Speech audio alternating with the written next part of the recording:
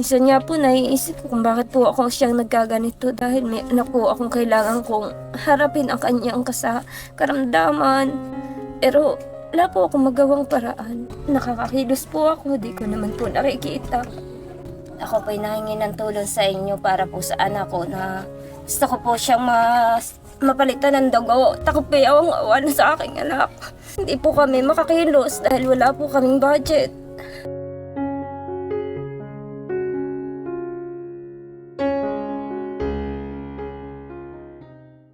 Kumusta Nanay Marilo? Ito po, nalulungkot po gapo ng anak.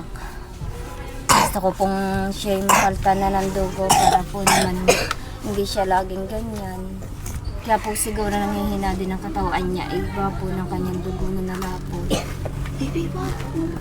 Sana naman po, ako po'y nahingi ng tulong sa inyo para po sa anak ko na gusto ko po siyang mapalitan ng dugo. Takot po yung awa na sa aking anak.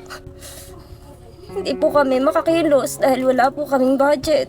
Minsan nga po naiisip ko kung bakit po ako siyang nagkaganito dahil may anak po akong kailangan kong harapin ang kanyang karamdaman. Pero wala po akong magawang paraan. Kung nga po nahihirapan na ganitong buhay ko. Nakakakilos po ako, di ko naman po nakikita. Sana po marami pang tumulong sa amin, sa aking anak at mapalitan siya ng dugo. Tingnan niyo naman po kung anong tayo ng anak ko. Ako po ay nahihirapan. Siya nga po ay ngayon yan ang tayo, nilalagnat. Nilalagnat po yung anak ko. Ako po naawa sa kanya nang ihina ang katawan. Kaya po ako nahingi ng tulong sa anak po. Marinig niyo naman ang aking paghingi ng tulong para sa aking anak. Nagdadasal ka ba lagi? Opo. Saan dinadasal mo? Sana po kung malinaw at saka po marami pang tulong sa amin. At saka po makapasok na ako at saka mga sa magulang. Ito po. Bakit po? Nakakamura po, inuubo. May mga ubo po pala yung mga bata. Opo. Meron po ulit dumating sa akin, Nanay, ano? Kaya binili natin ng tinapay si Lala. Si Lala lang. Gusto mo din. Inunahan ko na. Sasabihin siguro, bakit si Lala lang? Gusto din namin niya. Gusto mo rin? Ha? Opo. Ito yung natira po dun sa 1.5 ha. Anak o Lala. Ito po yung sukle. Yan. Yan po yung natira. Ito din po yung resibo. Mag-thank you ikaw sa kanila. Maraming salamat sa lahat ng tumulong namin. At kay Papa Jesus at saka kay Kuya Benji at saka po sa lahat ng tumulong sa amin. Maraming salamat po.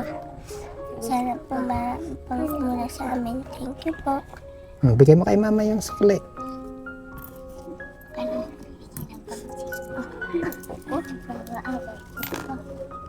Mayroong pansin ko. Bait naman. Ako'y nagpapasalamat sa mga taong natulong sa amin. Unang-una po ay sa Panginoon, pati na po kay Kuya Benji. Dahil kung wala po si Kuya Benji, ay wala din po naman tutulong sa amin. Ako po'y nagpapasalamat sa inyong lahat at yun nga po, nahingi po uli ako ng tulong para po sa anak ko na kailangan po naman siyang mapalitan ng dugo. Ngayon po ay wala nga po kaming pera na magastos. Hindi ko po alam kung saan po kami kukuha. Iniisip ko nga lagi po nga yung ganun na aking anak ayoko pong matulad sa naririnig ko na ganun na nawawala agad sa akin. Hindi ko po matatanggap. Sadya po hindi ko kayang tanggapin ang aking isang anak na mawawala. Kaya ako po ay lagi pong nalulungkot.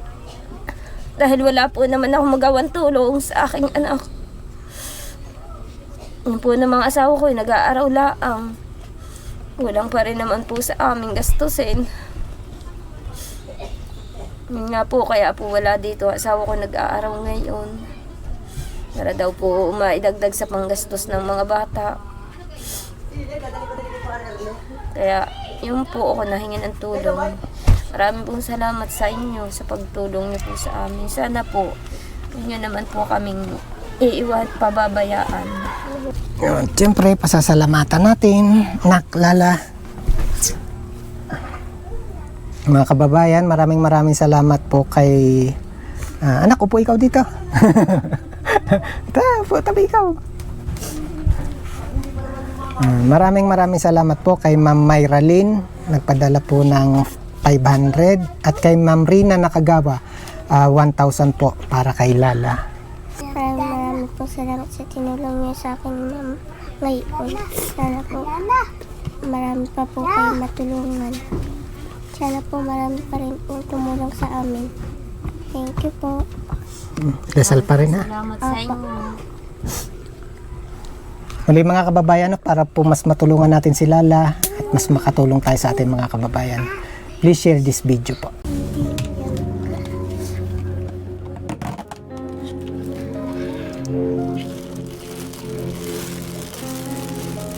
Nakain din ikaw, bebe?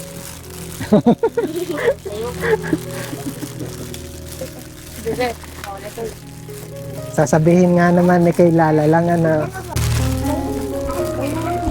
Kung ganun, isa-isa lang. Oy!